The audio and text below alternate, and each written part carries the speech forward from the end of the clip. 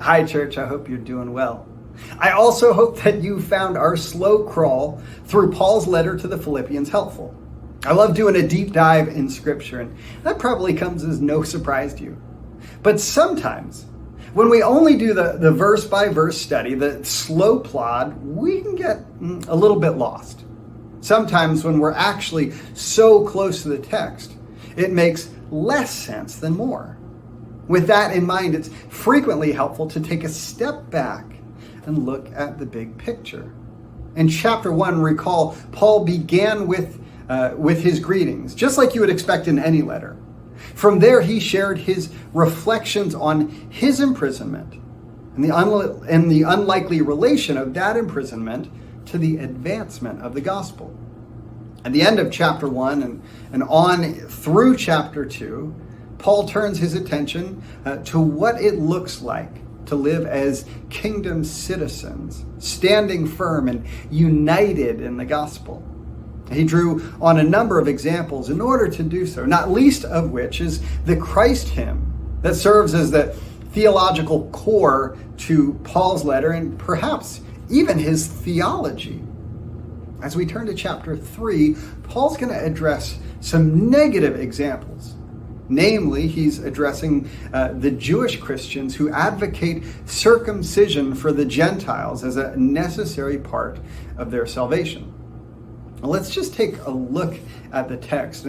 As we look at it, I want you to listen carefully. Maybe I'd invite you to open up to Philippians chapter 3, verses 1 and 2. Paul says, "Finally, my brothers and sisters, rejoice in the Lord. To write the same thing to you is not troublesome to me, and for you it is a safeguard. Beware of the dogs, beware of the evil workers, beware of those who mutilate the flesh." Just listening to it, does anything seem off to you? How about this? What is the connection between rejoicing in the Lord always, and in verse 1, and bewaring of dogs, of evil workers, and those who mutilate the flesh in verse 2? Now, I don't see the connection. And maybe the finally, rejoice in the Lord always, connects not to what follows, but to the preceding verses at the end of chapter 2 as Paul talks about his travel plans. But that doesn't seem quite right either. So why does Paul say it?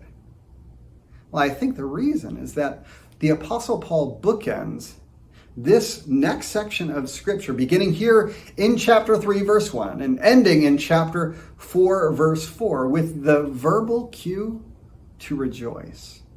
That's Paul's way of letting his readers, or better yet, listeners, as most would have experienced this for the first time read aloud to them. It's a rhetorical cue, letting them know that he's moving on to a new topic. But that still begs the question, why rejoice in the Lord? Why not say, give thanks to God, or just trust in the Lord? Why rejoice? I think it goes back to the apostles' intimate knowledge of the Philippians' condition. The Philippians, like many first century churches, were a church facing persecution.